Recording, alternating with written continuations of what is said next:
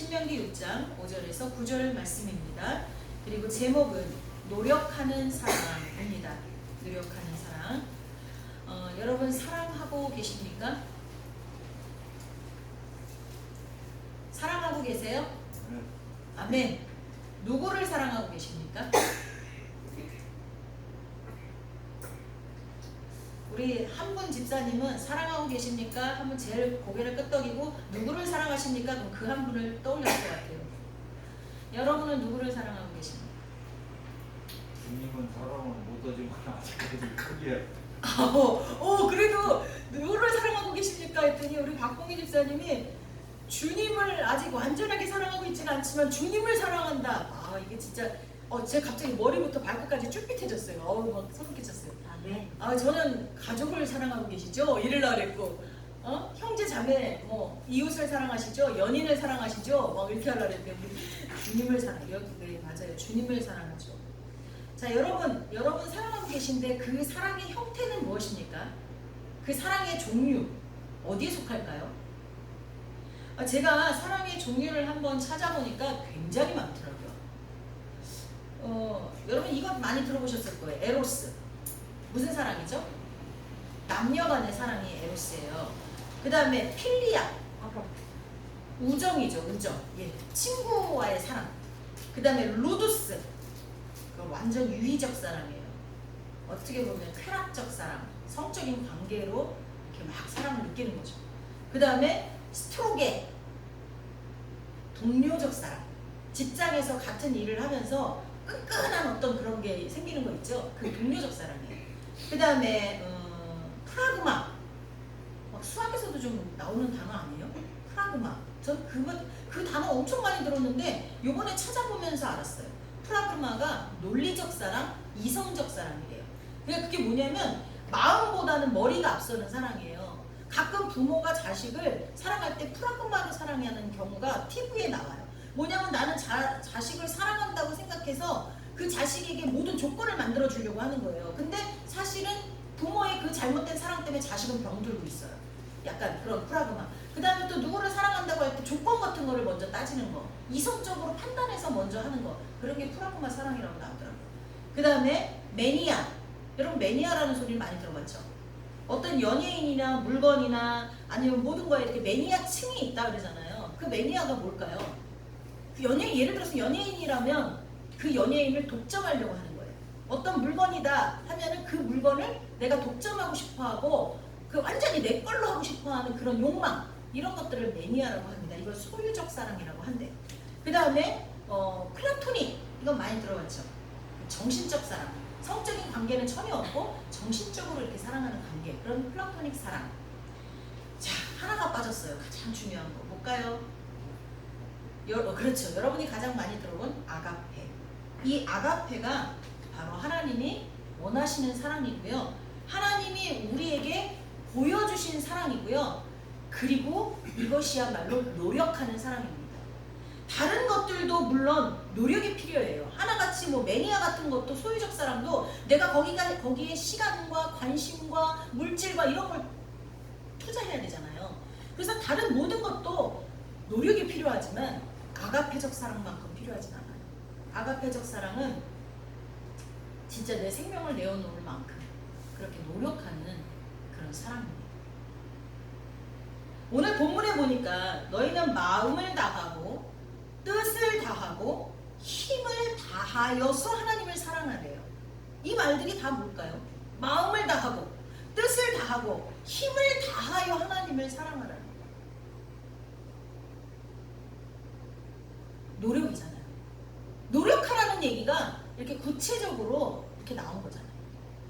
그것뿐만 아니라 자녀들에게까지 그렇게 할 수 있도록 마음을 다하고 뜻을 다하고 힘을 다하여 하나님을 사랑할 수 있도록 부지런히 가르치래요.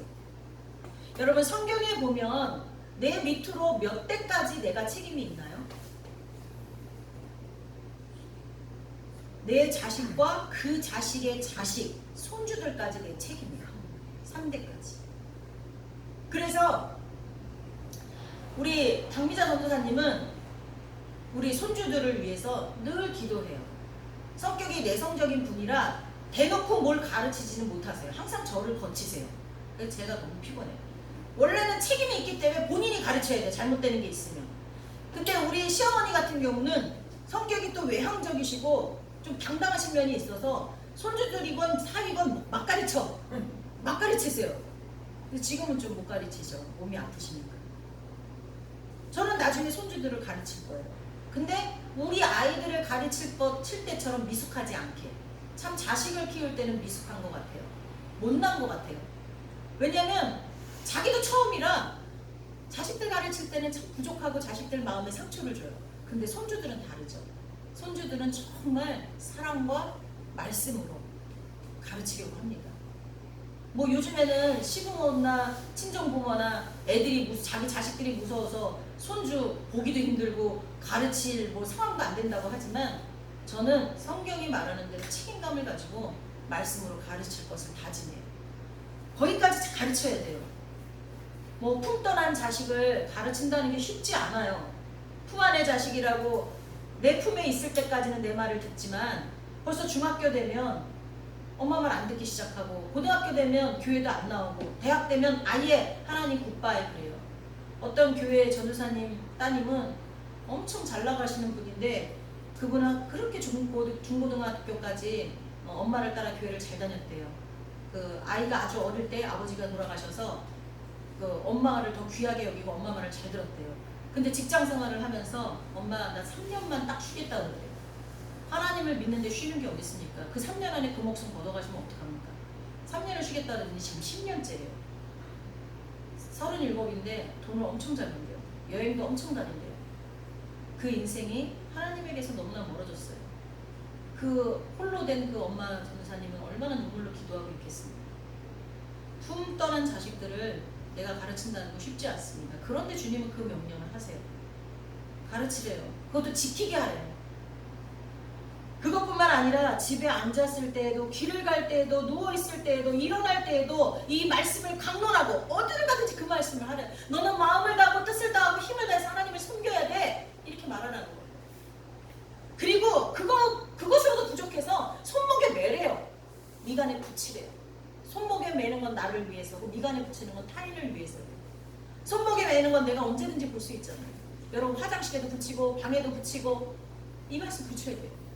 그리고 미간에 하는 거는 다른 사람이 나를 볼 때 이걸 보는 거죠.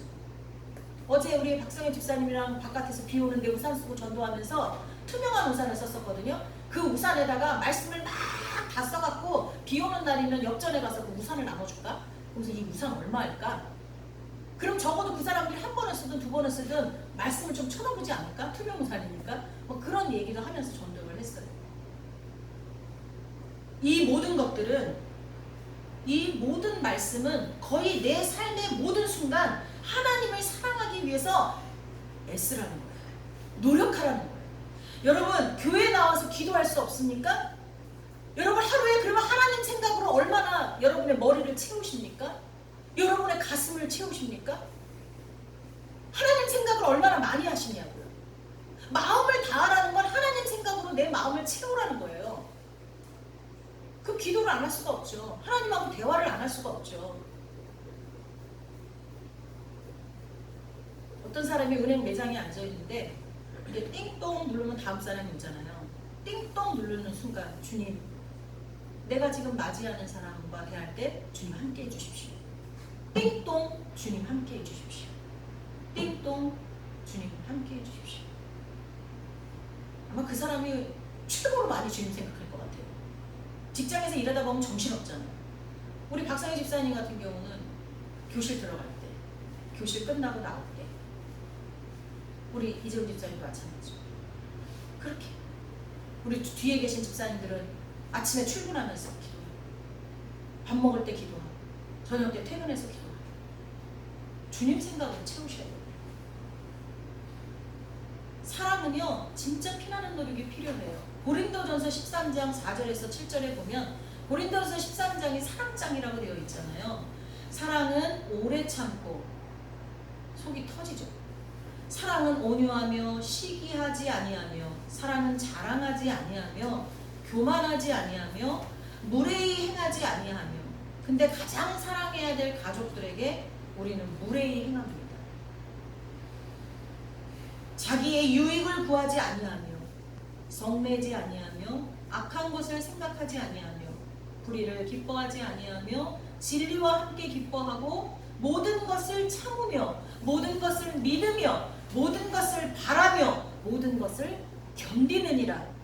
내가 누군가를 대상으로 내가 참고 견디고 있다면 진짜 사랑하고 있는 거예요.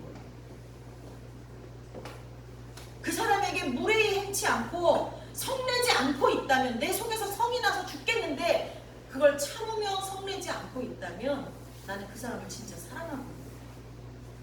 사랑은 모든 것을 참는 것이고 모든 것을 믿는 것이고 모든 것을 바라고 견디는 것이라고 주님은 말씀하고 계십니다. 이것이 쉬운 일입니까? 여러분 쉽습니까? 저는 아주 어렵습니다. 하나님이 원하시는 아가페적 사랑은 이런 거예요. 어느 남녀처럼 첫눈에 반해서 눈에 콩깍지가 끼고 허물, 약점, 단점 이런 걸 하나도 안 보이고 서로 좋아서 불타는 그런 사랑이 아니라 자기와 많은 것이 통하고 굳이 뭘 주고받지 않아도 그저 좋아지는 그런 우정도 아니고 쾌락을 주기 때문에 환희에 빠지는 것도 아니고 내 이성을 만족하게 채워주니까 행복에 겨운 것도 아닙니다. 하나님이 원하시는 사랑은 사랑의 대상을 향하여서 오래 참는 거예요. 이 속이 시꺼먼 숫덩이가 될 정도로 참는 거예요. 온유함으로 대하는 거예요. 시기하지도 자랑하지도 교만하지도 더더욱 아니하는 거예요. 당연히 무례하게 행동할 수 없을 뿐 아니라 자기의 유익을 구하거나 사랑의 대상을 향하여 성낸다는 건 상상할 수도 없어야지 그게 진짜 하나님이 원하는 사랑이라는 거예요. 이런 사랑을 누가 할 수 있겠습니까? 도저히 힘든 걸 우리한테 하라고 하십니다. 근데 하나님은 우리가 힘들어할 걸 알아요. 그래서 어떻게 하셨어요? 예수님을 먼저 보내주셨어요. 그리고 예수님이 어떤 사랑을 할 것인지 미리 예언하셨어요. 이사야서에 보면 그는 외치지 아니하며 목소리를 높이지 아니하며 그 소리를 거리에 들리게 하지 아니하며 상한 갈대를 꺾지 아니하며 꺼져가는 등불을 끄지 아니하고 진실로 정의를 시행할 것이며 그는 쇠하지 아니하며 낙담하지 아니하고 세상에 정의를 세우기에 이르리니 섬들이 그 교훈을 앙망하리라. 이렇게 말씀하십니다. 우리를 향한 예수님의 사랑은 자비와 긍휼에 기초하고 있습니다. 그의 사랑은 상한 갈대를 꺾지 아니하는 사랑이었습니다. 여러분은 사랑한다고 하면서 그 사람의 마음을 후벼팔 때가 있지 않습니까? 여러분, 저는 이 상한 갈대를 꺾지 아니하는 예수님의 사랑을 생각할 때 항상 머리에 떠오르는 사람이 있어요. 욥이에요. 욥이 인간으로서 감당할 수 없는 최악의 고통을 감당했어요. 자식이 하나도 아니고 10명이 다 죽었어요. 그것도 차례차례 죽은 것도 아니고 한꺼번에 다 죽었어요. 재산도 다 잃었어요. 거기다 자기의 건강도 잃었어요. 그리고 아내는 저주하고 떠나갔어요. 그때 이 욥의 친구들이 찾아왔어요. 4명. 처음에는 이 욥의 친구들이 얼마나 귀한 사람인지 몰라요. 이 욥의 손을 잡고 가만히 있어줬어요. 며칠을. 자, 여기까지만 하면 참 좋았어요. 그런데 그리고 나서 이제 시작합니다. 그들은 어떻게 했죠? 그들은 걱정한다. 욥을 사랑한다. 욥을 걱정한다. 그런 이유로 욥에게 이제 충고하기 시작합니다. 야, 너 잘 생각해봐. 네가 이런 엄청난 고난을 당하는 건 너가 미처 생각하지 못한 죄가 있었을 거야. 하나님은 어떤 분이냐면 콩 심은 데 콩 나고 팥 심은 데 팥 나도록 하시는 분이야. 너가 죄를 졌기 때문에 벌을 주시는 거지 네가 죄를 안 졌는데 이렇게 하지 않으셔. 빨리 그 죄가 뭔지 찾아서 회개해. 그럼 하나님은 긍휼과 자비가 많으신 분이라 용서하실 거야. 이렇게 권면하기 시작합니다. 근데 욥은 욥기서 처음 시작할 때 뭐예요? 뭐라고 돼 있어요? 당대의 의인이라고 돼 있어요. 하나님이 인정하셨다 그랬어요. 하나님이 천사 마귀들 왔다 갔다 하는데 야 욥을 봐라. 내 사랑하는 욥을 봐라. 그가 얼마나 대단한 존재인지 하나님이 인정하신 존재예요. 근데 그게 친구들이 와서 그러고 앉았어요. 뭐 사랑한다는 이유로. 여러분 자식을 사랑한다는 이유로 자식에게 뭐 이것도 요구하고 저것도 요구하고 요구를 해요. 그리고 상처를 줘요. 부모를 사랑한다는 이유로 부모를 함부로 대해요. 근데 주님은 그렇지 않아요. 그 사람이 약하고 그 사람이 약점과 허물이 많을 때 그걸 똑 부러뜨리지 않아요. 그걸 보듬어 주시고 그 상황 갈 때는 사실은 이제 더 이상 끝난 거잖아요. 근데 그걸 보듬어 주시죠.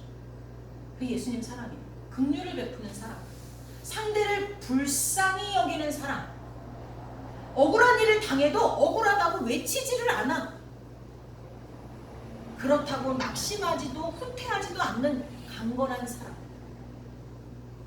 진실로 그의 마음과 그의 굳은 의지가 하나로 뭉쳐진 완전히 최선을 다해 노력하는 그런 사랑입니다. 예수님이 이 땅에 오시면 그런 사랑을 할 것이다 라고 예언을 하셨어요. 자, 한번 생각해 볼게요. 제가 어린이집을 할 때 아주 예쁜 애들이 있어요. 하는 짓도 예쁘고 외향도 예쁘고 진짜 사랑을 안 할 수 없는 애들이 있어요. 막 그냥 깨물어주고 싶고 뽀뽀하고 싶고 막 그런 애들이 있는데, 반면에 진짜 생김새도 그렇고 코는 찔찔찔찔 흘리고 하는 행동도 진상인 그런 애들이 있어요. 그런데 그런 애들의 부모는 또 부모님들이 속을 새겨요.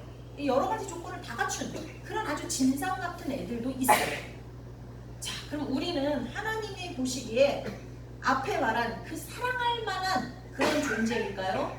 아니면 아주 진상 중에 진상일까요? 애들을 진상으로 하니까 이상하네. 지금 이 나이가 되니까 콘센트들도 좋고 아무리 심한 말썽을 부려도 애들은 다 좋더라고요. 그럼 진상은 술 먹고 깽판 치는 사람을 진상이라고 해봅시다. 여러분, 우리는 하나님 눈에 어떤 사람으로 보여질까요? 우리가 처음 하나님이 우리를 만드셨을 때는요, 하나님을 감동시킬 만큼 아주 사랑스럽고 아름답고 좋았습니다. 성경이 말해줘요. 창세기 1장 31절에 하나님이 지으신 모든 것을 보시기에 심히 좋았더라. 아주 좋았더라. 이 표현이거든요. 저녁이 되고 아침이 되니 이는 여섯째 날이니라. 사람을 만드시고 하신 말씀이었어요. 너무나 좋았다는 거예요. 아이가 갓 태어나면 쭈글쭈글하고 못생겨 보이지만 부모들은 그 아이를 보고 눈물을 흘리면서 감격에 겨워해요. 너무 아름답대요. 근데 사실 제일 못생겼을 때예요. 깐난쟁이가 태어나면요 시뻘겋고요 쭈글쭈글해요. 뭐 4.5kg 정도 나가면 그러면 토실토실하고 좀 예쁘지만 대부분은 그렇거든요. 근데 그냥 제일 이쁘대요. 하나님이 우리를 만드시고 그랬다는 거예요. 너무 이뻐서 진짜 눈물을 흘리셨을 거예요. 그런데 우리가 사단에 의해서 죄를 짓고 난 뒤에 하나님 보시기에는 어떤 존재였을까요? 우리는 추악하기 그지없고 더 이상 사랑받을 만한 존재가 아니게 되었습니다. 오히려 창조주 하나님을 배신한 아주 못된 존재, 하나님이 쳐다보기도 어쩌면 싫었을 그럴 존재가 되었습니다. 그럼에도 하나님은 당신이 창조한 사람을 끝까지 사랑하셨습니다. 하나님이 세상을 이처럼 사랑하사 독생자를 주셨으니 이는 그를 믿는 자마다 멸망하지 않고 영생을 얻게 하려 하십니다. 하나님이 이렇게 사랑해서 독생자 예수 그리스도를 보내실 때 우리의 모습은 아주 추악하기 그지없는 더럽고 악한 존재였다는 거예요. 그럼에도 불구하고 우리를 멸망에 빠뜨리지 않기 위해, 영원히 멸망에 빠지지 않게 하기 위해서, 영생을 얻고 하나님 곁에 다시 올 수 있게 하기 위해서 당신의 독생자 아들을 주시기까지 사랑하셨다는 거예요. 주기철 목사님은 자기 아들을 죽인 원수를 양아들로 맞이했죠. 주기철 목사님 맞죠?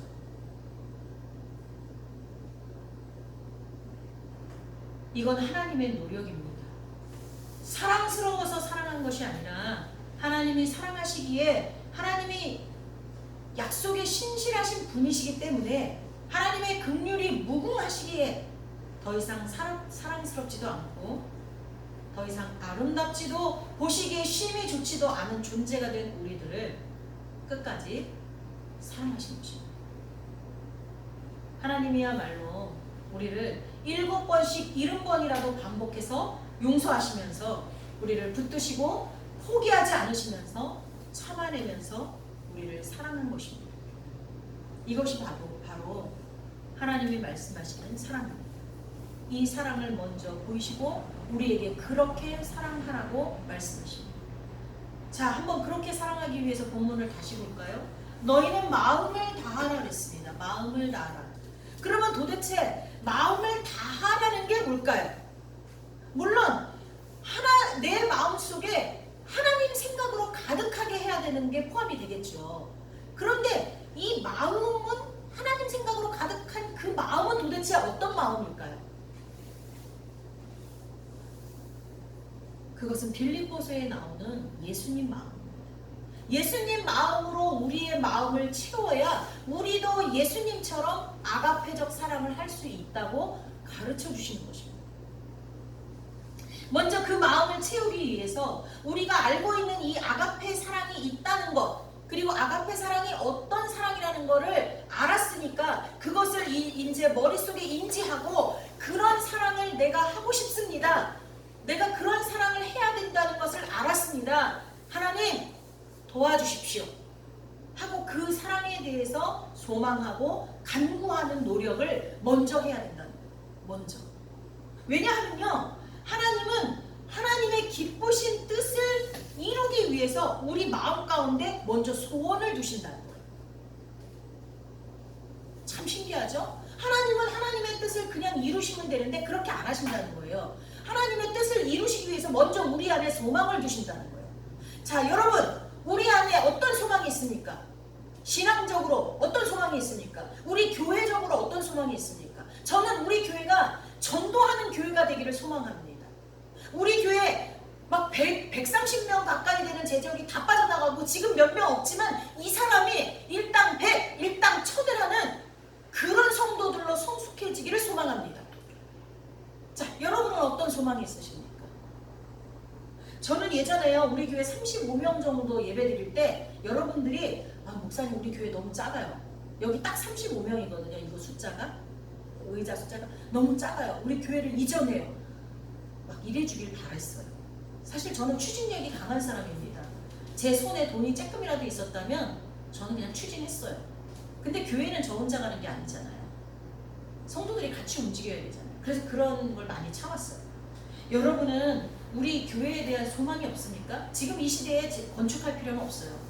사람을 많이 양육해야 되니까. 어떤 소망이 있으십니까? 그 소망대로 주님이 이루십니다.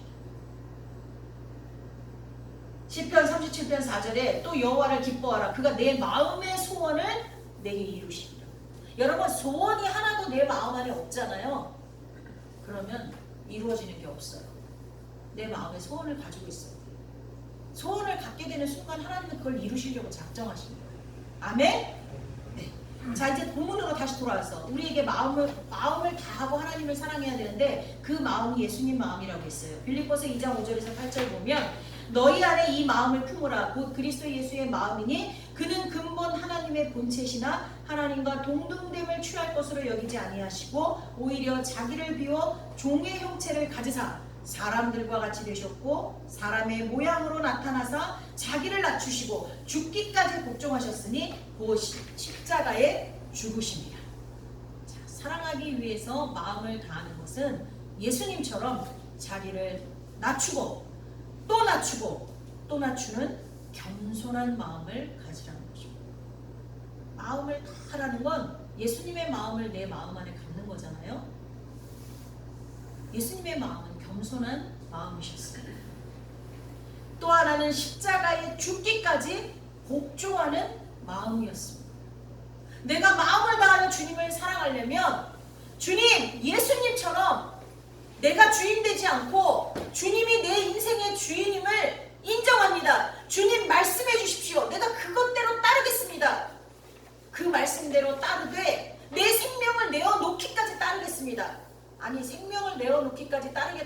마음에 결심을 한 사람이 자존심 내려놓는 거는 어렵겠습니까? 사람들은요 다 양보해도 자존심을 양보 안 하려고 해요. 저도 그렇고. 근데 자존심 같은 거 필요 없어요. 세상의 교육은 자아 정체성을 강조하고 자존심을 가지라고 하고 막 이렇게 세상 교육은 그렇게 몰아갑니다. 근데 우리는 하나님 앞에서 자존심 내려놔야 돼요.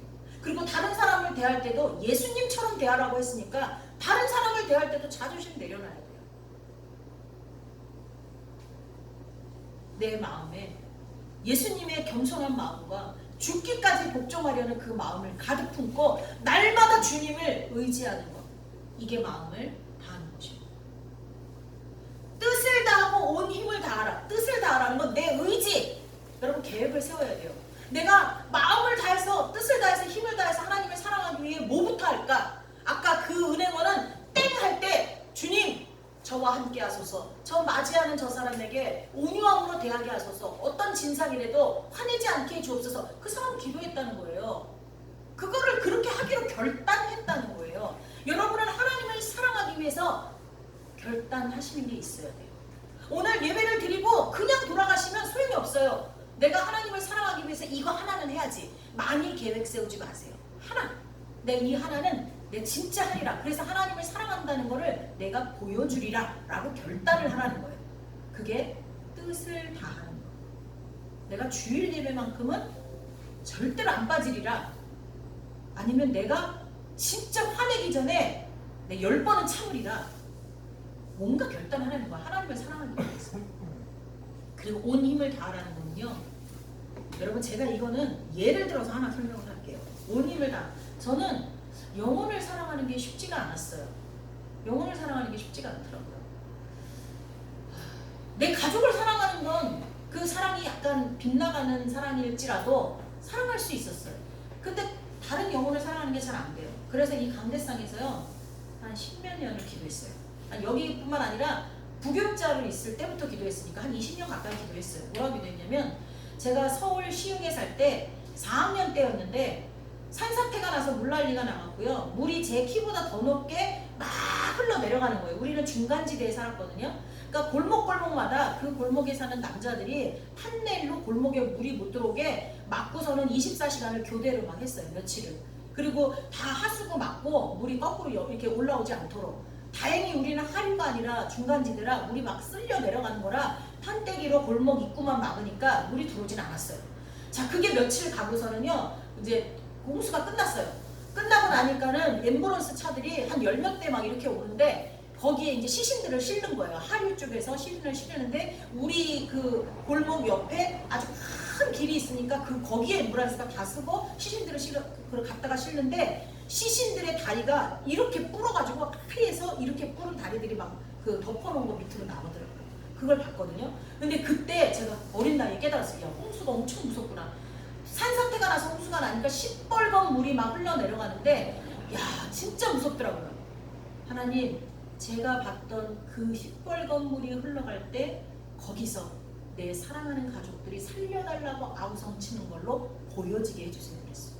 그 기도를 드리는 그 몇십 년 동안은 길거리 지나가다가 특히 애들이 너 교회 다니니? 아니요? 그럼 걔가 그렇게 하는 것처럼 느껴지는 거예요.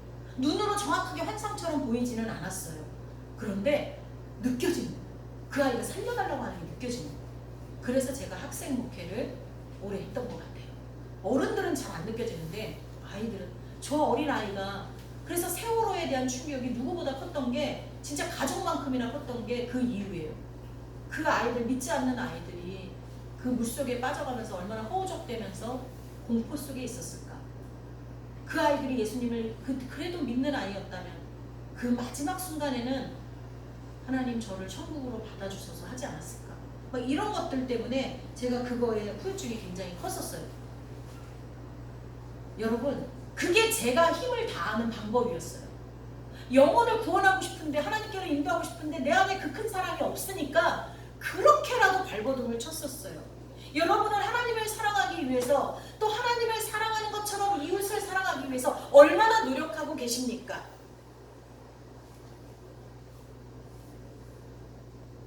소유적 사랑도, 우정도, 유희적 사랑도, 아가페의 못